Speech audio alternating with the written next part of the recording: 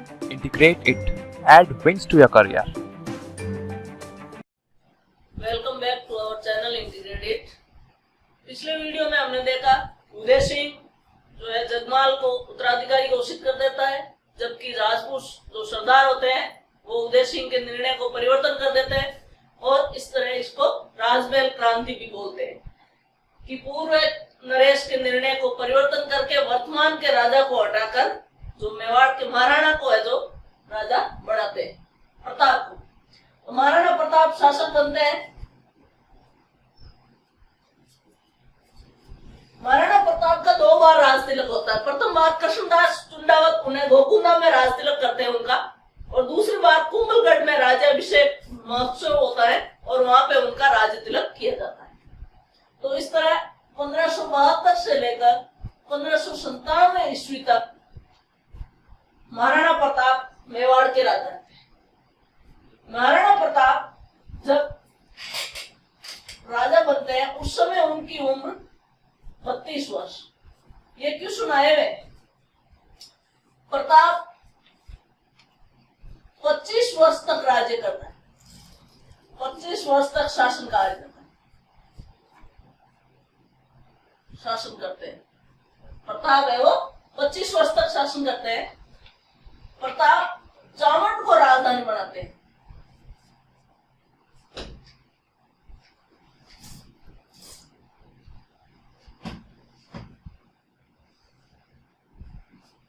और चावंड मेवाड़ की 32 साल तक राजधानी रहती है। चावंड मेवाड़ की 32 वर्ष तक 28 वर्ष तक राजधानी रहती है।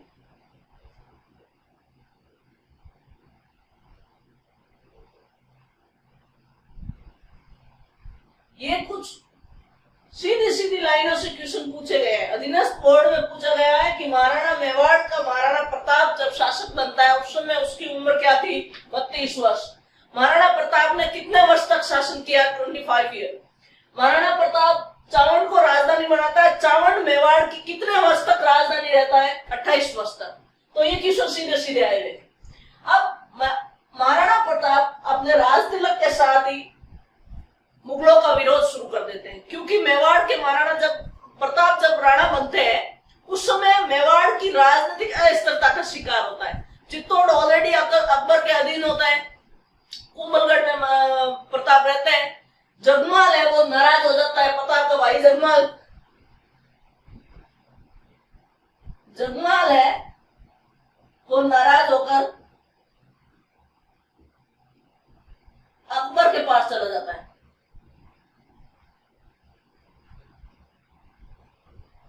अकबर के पास चला जाता है। अकबर उसे जहाजपुर की जागीर देता है। जहाजपुर की जागीर देता है। अकबर उसे जहाजपुर की जागीर देता है। जहाजपुर कहां पे है? भीलवाड़ा में। फिर दत्तानी के युद्ध में जगमाल की मृत्यु हो जाती है। दत्तानी के युद्ध में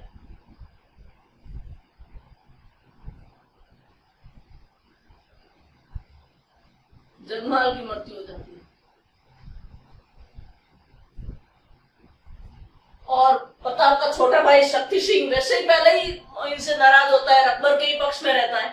तो उस समय प्रताप जब राजा बनता है तो राजनीतिक अस्थिरता तो वैसे ही रहती है। तो प्रताप के सामने पहली चुनौती ये होती है कि राजनीतिक स्थिरता पैदा करे। दूसरी, अकबर लगातार ये प्रेशर बनाया हुआ था कि प्रताप है वो अधीनता स्वीकार कर ले, इसलिए महाराणा प्रताप के पास अकबर ने अपने 4 दूत मंडल भेजे।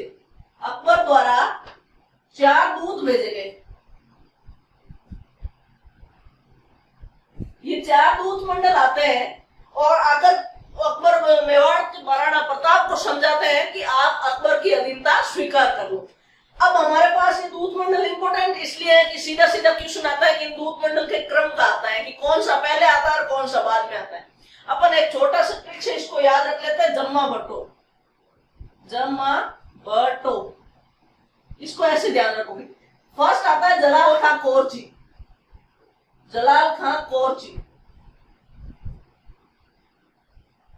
ये 1572 में आता है, नवंबर 1572, नवंबर 1572 में। दूसरा आता है मानसिंह, आमेर के राजकुमार मानसिंह, ये लगभग आते हैं जून 1573। फिर तीसरे नंबर पे आते हैं भगवंत दास, ये उस समय राजा होते हैं आमेर के, भगवंत दास, ये लगभग आते हैं सितंबर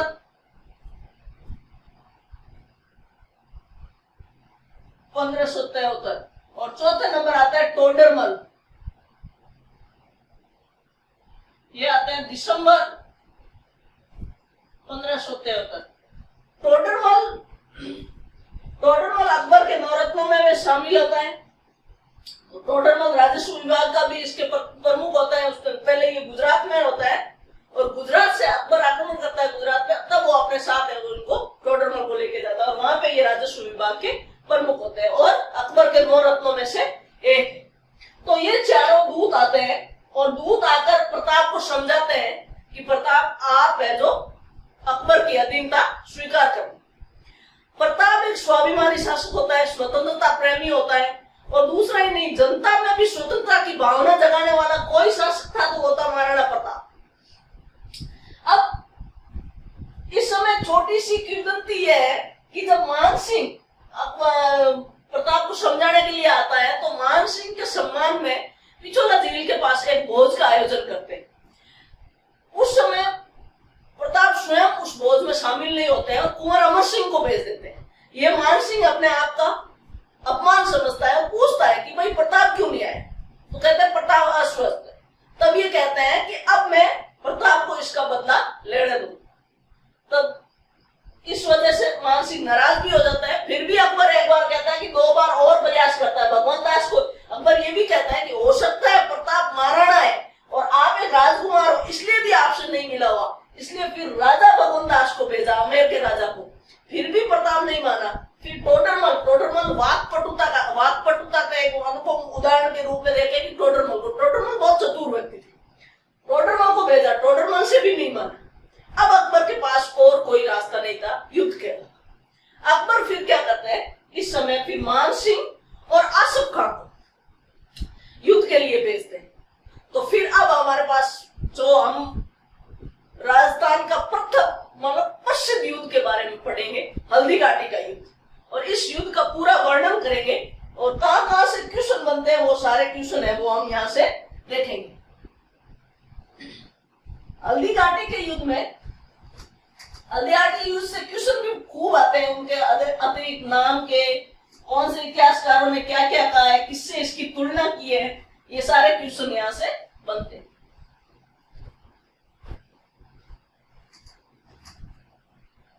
अब हल्दी घाटी का युद्ध,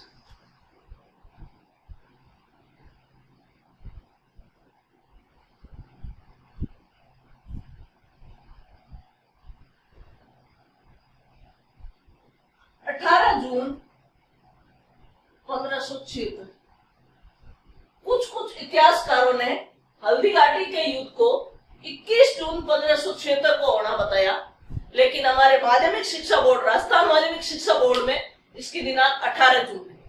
यदि कभी ऐसा हो जाए एग्जाम में आपको 18 जून ऑप्शन ही नहीं मिलता है और वहां पे 21 जून का ऑप्शन आ रहा होता है, तो आप 21 जून की डेट कर सकते हैं। ये इतिहासकारों के मतों में विभेद हो सकता है। अब इस समय ये युद्ध होता है, ये युद्ध किन किन के बीच में होता है, तो अपन देखते हैं ये युद्ध होता है महाराणा प्रताप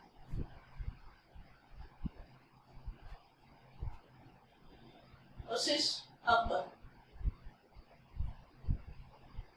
महाराणा प्रताप मेवाड़ के शासक होते हैं, अकबर होता है मुगल बादशाह, दिल्ली का शासक। महाराणा प्रताप के सेनापति होते हैं आखिम का सूर,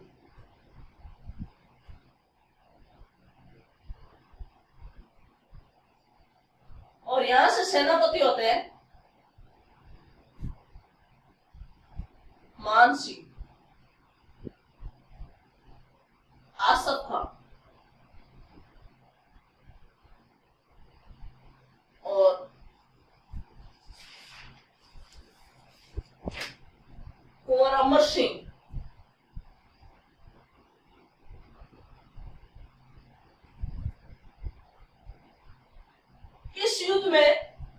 इतिहासकार भी भाग लेता है।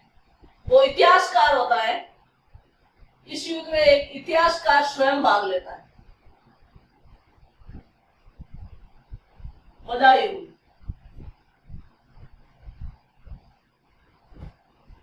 बदायूं स्वयं भाग लेता है। बदायूं की पुस्तक है मुंतखाब उल तवारीख।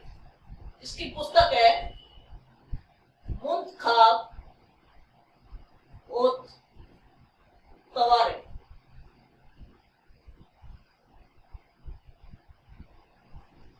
फारसी भाषा की पुस्तक है जिसमें उद उल उद ऐसे लगे होते नाम होते हैं, वो फारसी भाषा के होते हैं। तो मुंतखाब उल तवारीख ये बदायूनी की पुस्तक है। इस पुस्तक के अंदर बदायूनी आंखों देखा हाल लिखता है। हल्दी घाटी युद्ध का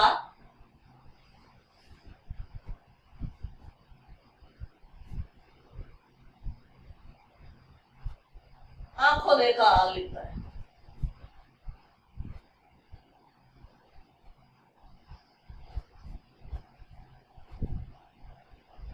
बदायूनी इसका आंखों देखा हाल लिखता है। यहाँ पे ये मेवाड़ की सेना, इस समय इतिहासकारों ने बताया कि इसमें प्रताप की सेना 20,000 थी, जबकि मुगल सेना 80,000 थी। कोई इतिहासकार कहता है कि मेवाड़ की सेना 10,000 थी और अकबर की सेना 40,000 थी। कुल मिला के हम औसतन देते सेना का, तो इनका अनुपात रहता है हल्दी घाटी में 4:1, यानी मुगल सेना 4 गुनी बड़ी थी किससे? मेवाड़ की सेना से। मेवाड़ की सेना मुगल सेना मेवाड़ की सेना से 4 गुना बड़ी थी, ये इतिहासकार कहते हैं। इसमें जो प्रताप की सेना है वो लगभग आती है गोकुंदा के पास आके रुक जाती है। गोकुंदा के पास लोह सिंह नामक स्थान है। मेवाड़ की सेना गोकुंदा के पास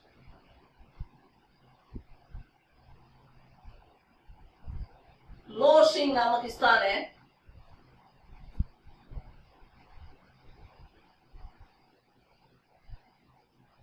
लोह सिंह नामक स्थान पे आके रुक जाती है। इधर बीच में एक पतली सांकड़ी घाटी पड़ती है और ये गोकुंदा है। इधर राजसमंद में खमनौर के पास मोलेला गांव है। इधर राजसमंद में खमनौर के पास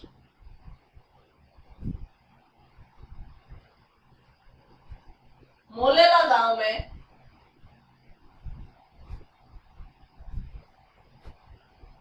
मुगल सेना आके रुकती है। तो ये दोनों सेना आमने सामने पहुंच जाती है। मुगल सेना आती है राजसमंद के खमनौर के पास, एक मोलेला नामक गांव है। वहां पे हम असल पढ़ेंगे तब मोलेला का बहुत ज्यादा नाम आएगा वहां पे। और फिर यह गोकुंदा के पास लोह सिंह नामक स्थान में यहाँ आ जाती है मारवाड़ प्रताप की सेना। अब इन दोनों सेना के बीच में ये घाटी पड़ती है। इस घाटी का नाम है हल्दी घाटी।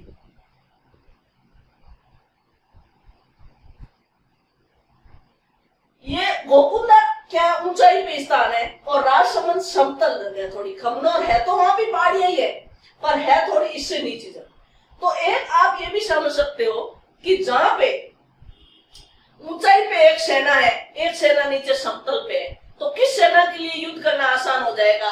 जो सेना ऊंचाई पे है। आप नीचे वाली सेना कितने भी संसाधन संपन्न हो जाए, लेकिन जो सेना ऊंचाई पर है उसके लिए युद्ध करना आसान हो जाएगा। तो इसी तरह गोकुंदा के पास लोह सिंह नामक स्थान ऊंचाई पे था। मेवाड़ की सेना के लिए ये सबसे प्लस पॉइंट था।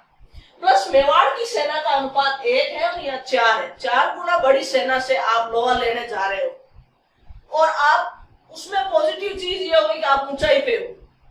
तो पहला वार जो करती है मेवाड़ की सेना, वो मुगलों की सेना पर इतना जबरदस्त वार करती है कि मुगलों की सेना तितर बितर हो जाती है। इससे जो राजपूत सरदार है वो कुछ ज्यादा ही उत्तेजित हो जाते हैं। अपन भी थोड़ी सी सफलता मिलती है तो कुछ ज्यादा ही उत्तेजित हो जाते हैं। वैसे ये थोड़े ओवर कॉन्फिडेंस में हो गए और ओवर कॉन्फिडेंस इनको ले बैठा।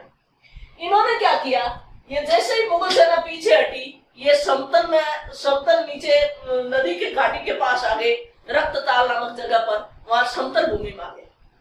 ये आत्महत्या करने जैसा था। आपके पास सेना इतनी कम है और आप समतल में आ रहे हो, आप पहाड़ियों से निकल के आ रहे हो, जबकि ये अपन अच्छे से जानते हैं कि जो ये मेवाड़ की सेना है, वो मेवाड़ की सेना छापामार युद्ध प्रणाली में 1 नंबर की पारंपरिक सेना थी, जबकि यहाँ पे मुगल सेना को तो वहां की घाटियों के बारे में भी नहीं पता था। अब रक्तताल नामक स्थान पे आ गए, सामने प्रताप, और प्रताप को उत्तेजित करने वाली चीज और दिख गई। सामने प्रताप को दिख गया मानसिंह। मानसिंह को देखते ही प्रताप की खून खोल उठा और प्रताप सीधा मानसिंह के पास जा पहुंचा। मानसिंह हाथी पर सवार था। मानसिंह जिस हाथी पर सवार था, उस हाथी का नाम है मर्दाना। मानसिंह का जो हाथी है, उस हाथी का नाम है मर्दाना। मर्दाना नामक हाथी पर खड़ा हुआ, मर्दाना नामक हाथी पर चढ़ा हुआ था। प्रताप के जो घोड़े का नाम है वो था चेतक। प्रताप चेतक के साथ प्रताप ने अपने घोड़े को एड़ लगाई। एड़ का मतलब होता है एड़ी लगाना, जिससे घोड़ा आगे बढ़ जाए। प्रताप ने घोड़े को एड़ लगाई। घोड़ा एकदम प्रताप उसके मानसिंह के हाथी के सूंड के ऊपर पैर दे देता है दोनों आगे, और वहां ऊपर चढ़ जाता है। अब उसकी हाथी के जो सूंड में, मानसिंह की हाथी की सूंड में खंजर बना होता है, जहरीला खंजर। प्रताप क्या करता है, अपने भाले से वार करता है। वार क्या, प्रताप भाले से वार करते ही एक आपके हाथी के ऊपर एक पौधा बना होता है, जिसके अंदर बैठा होता है वो जो सवार होता है। तो प्रताप जैसे उस पर भाले से वार करता है, वो वार उस हाथी के मावत के लगता हुआ पार कर जाता है, जबकि मानसिंह उसमें नीचे हो जाता है। प्रताप को यह एहसास होता है कि मानसिंह मर गया, जबकि मानसिंह ओहदे में नीचे हो जाता है, छुप जाता है। मावत मर जाता है, घोड़ा हाथी पागल टाइप से हो जाता है। और उसी पागलपन के दौरान जब वो चेतक अपना पैर वापस नीचे ले रहा होता है, तो खंजर से वो पैर कट जाता है। चेतक का पैर कट गया। खंजर जहरीला भी था, चेतक के शरीर में जहर भी फैलने लग गया। इस दौरान मुगल सैनिकों को पता चला कि मानसिंह पर आक्रमण हुआ है, मानसिंह पर हमला हुआ है। मुगल सैनिकों ने प्रताप को घेर लिया। प्रताप चारों तरफ से यहाँ पे घिर गए, और प्रताप के गिरते ही हमारे पास सादड़ी के झाला पीता, सादड़ी के प्रताप जैसे ही गिरते हैं, तो सादड़ी के सरदार जाला बीदा या इनको जाला मान भी कहते हैं। हमने ये अच्छी तरह से देखा था कि जब सांगा के दौरान, जब सांगा को हमने पढ़ा था, तो सांगा जब घायल हुआ था, तो जाला अज्जा ने अपना मुकुट, सांगा का मुकुट धारण किया था, और इस दौरान सादड़ी के सरदार जाला बीदा या जाला मान ने मुकुट धारण किया प्रताप का, और प्रताप को वहां से सुरक्षित बाहर निकलने के लिए कह दिया। तो ये क्या कारण है कि जाला लोग ये मुकुट धारण करते हैं? तो इनमें क्या होता था कि अपना एक पूरा प्रबंध होता था सेना का। सेना के 2 दस्ते होते हैं, हरावल दस्ता, चंदावल दस्ता। हरावल दस्ता सबसे आगे, चंदावल सबसे पीछे। तो इनमें यूं भी होता था कि चुंडावत है वो हरावल दस्ते में रहेंगे, जो झाला है सरदार के, जो सादड़ी के सरदार वो है जो महाराणा की रक्षा करेंगे, और जो देवलिया के सरदार है वो किले की रक्षा करेंगे। तो इनके क्या होते थे कि फिक्स अपने डिपार्टमेंट बढ़े हुए होते थे कि इनको ये काम करते हैं। तो जैसे ही महाराणा घायल होते हैं, उस समय सादड़ी के जो सरदार है जाला बीदा या जाला मां, जबकि सांगा के टाइम आते हैं जाला अज्जा, तो ये आकर उनका मुकुट और राज चिन्ह धारण कर लेते हैं। राज चिन्ह धारण करते के साथ ही प्रताप वहां से निकल जाता है। मुगलों ने या मुगल सैनिकों ने जाला बीदा को प्रताप समझा, और प्रताप समझ के इनको मार दिया। तो ये वीर गति को प्राप्त होते हैं,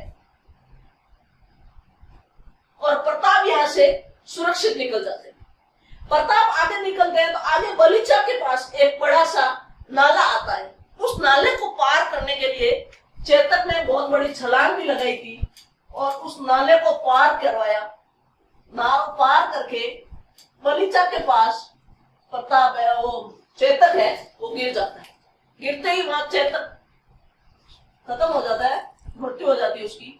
तो यहाँ पे चेतक की समाधि है। तो क्वेश्चन ये बनेगा, चेतक की समाधि कहाँ है? बलीचा। अब प्रताप वहां चेतक की अंतिम क्रिया कर रहा होता है। उस समय 2 मुगल सैनिक पीछे आ जाते हैं प्रताप के। उस समय शक्ति सिंह, जो प्रताप का छोटा भाई होता है, शक्ति सिंह ये घटनाक्रम देख रहा होता है।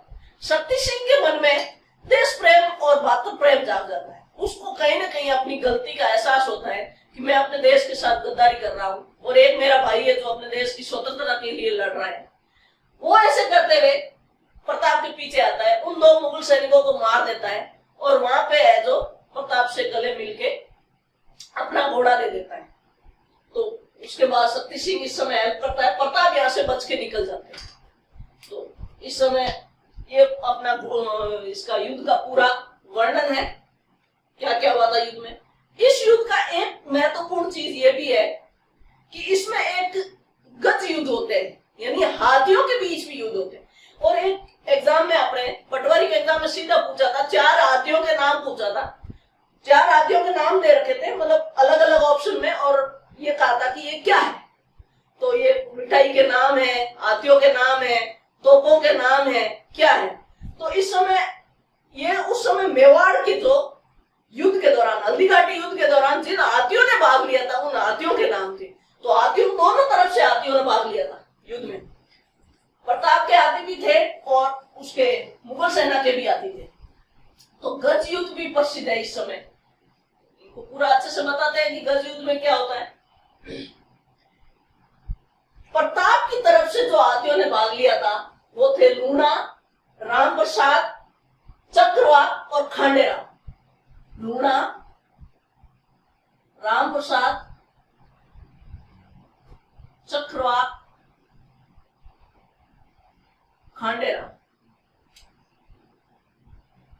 तो ये किसी मिठाई का नाम नहीं है, हाथियों के नाम है, ठीक है। मर्दाना, गजमुख, गजरा और रणमदार, ये अकबर की सेना के हाथियों के नाम थे। मर्दाना, गजमुख, रणमदार और गजवाक, एक गजराज। तो इस समय हल्दीघाटी के युद्ध में हाथियों का युद्ध भी प्रसिद्ध है। वह यूं कि जब ये युद्ध क्रम चल रहा था तो इस समय लूणा और राम प्रसाद को छोड़ देते हैं। इनके क्या होते हैं, सूंड में और पूंछ में एक जहरीले खंजर बने होते थे। ये सेना को काटते हुए आगे जाते थे। इनके ऊपर मावत भी होते थे। तो इधर से गजमुख और गजराज आता है, गजमुख और गजराज सामने आते हैं। जैसे ये सेना के बीच में जाते हैं, लूणा और राम प्रसाद के मावत को मार देते हैं और मुगल सैनिक आते हैं और इनको है जो कंट्रोल कर देते हैं। लूणा तो युद्ध के दौरान ही मर जाता है। राम प्रसाद को ये लोग बंदी बना के ले जाते हैं अकबर के पास। छोटी सी घटना है, सुनो। जब अपन इंडियन हिस्ट्री पढ़ते हैं तो ये बीच में इसका वक्तव्य आता है। ये यूं है कि राम प्रसाद को ये लोग बंदी बना के ले जाते हैं अकबर के पास। अकबर के पास बंदी बना के ले जाते हैं। हाथी इतना समझदार था, उसको पता चला कि वो अपने स्वामी से दूर चला गया है। इसने खाना पानी छोड़ दिया। आगरा लेके जाते हैं, वहां खाना पानी ये छोड़ देते हैं और 10-12 दिन ये बिल्कुल खाना पानी कुछ नहीं लेते। तो उन्होंने बताया भाई लोगों ने कि भाई जो इसके रखवाली करने वाले थे कि अकबर को बताया कि इसने खाना पानी कुछ नहीं लिया है।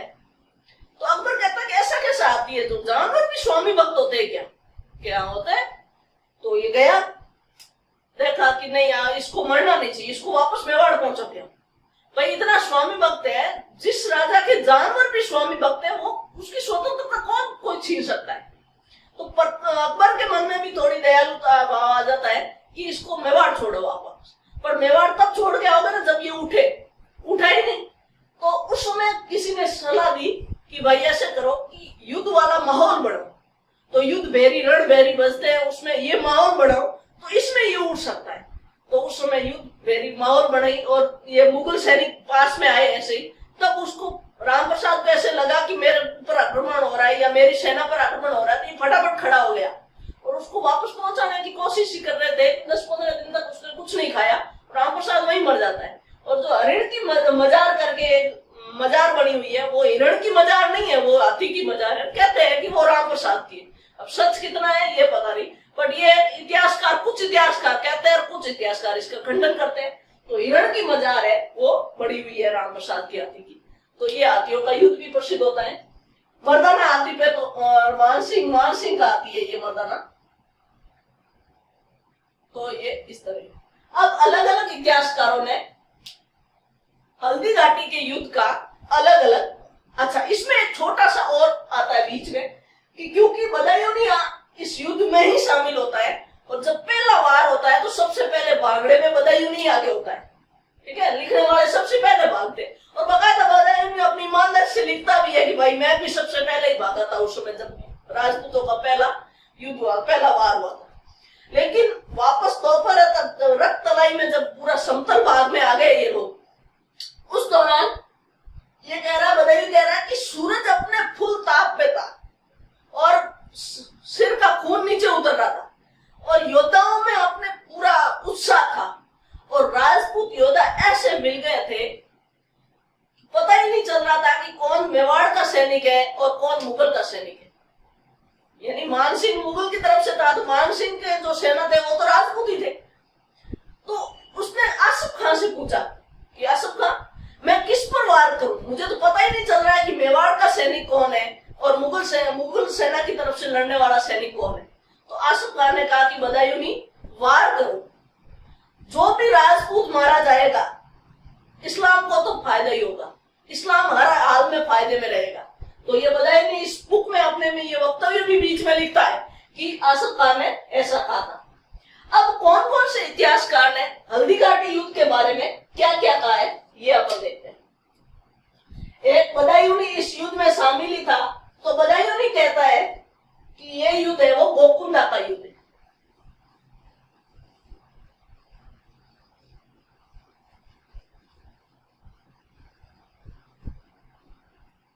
अलग अलग इतिहासकारों ने हल्दी घाटी के अलग अलग नाम कहे।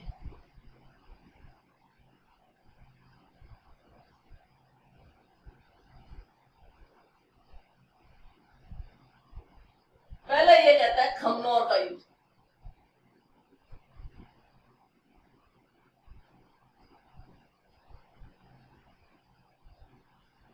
फिर कहता है गोकुंडा का युद्ध,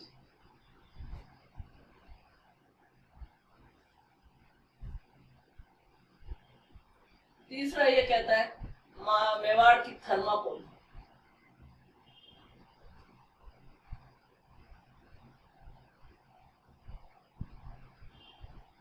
थर्मोकोल, और चौथा कहता है बादशाह बाग का युद्ध।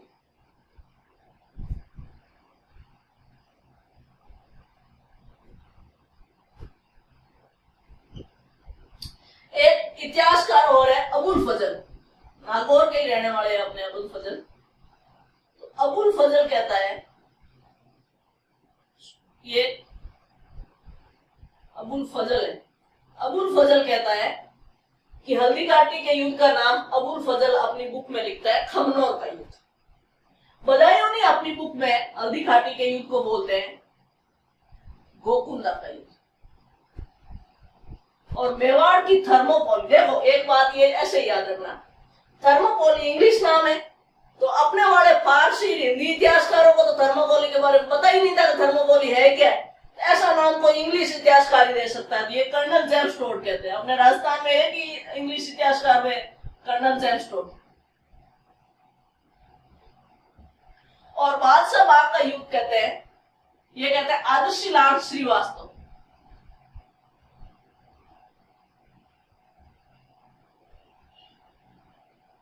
आदर्शी लाल श्रीवास्तव, ये इसको अलग अलग कहते हैं। अब इसने थर्मोपोली क्यों कहा होगा, मेवाड़ की थर्मोपोली, तो ये कहता है कि जिस प्रकार 480 ईसा पूर्व यूनान और फारस के बीच में एक युद्ध हुआ था। फारस का जेरेक्सिस है, वो यूनान के अपने लियोडिनास पे आक्रमण करता है, और लियोडिनास की सेना प्रताप की तरह थोड़ी सी सेना थी और जेरेक्सिस की विशाल सेना थी। लेकिन ये घाटी में युद्ध लड़ा था, एक तंग घाटी में युद्ध लड़ा था। जैसे हल्दी घाटी अपने पास एक तंग घाटी है, इस तरह युद्ध लड़ा था। इसलिए जो ये युद्ध की भौगोलिक दशाएं हल्दी घाटी की है, वैसी स्वयं भौगोलिक दशाएं 480 ईस्वी पूर्व यूनान में लड़े गए थर्मोपोली युद्ध की थी। इसलिए इतिहासकार कर्नल जेम्स टोड ने इसे मेवाड़ की थर्मोपोली। तो ये पूरा हल्दी घाटी युद्ध का वर्णन था। आगे अगले वीडियो में हम इसको कंटिन्यू करेंगे कि किस प्रकार उसके बाद अकबर है वो प्रताप पे आक्रमण करता है, प्रताप उसका कैसे सामना करता है। Thank you. Thank you for watching the video. Please like, share and subscribe the channel Integrated.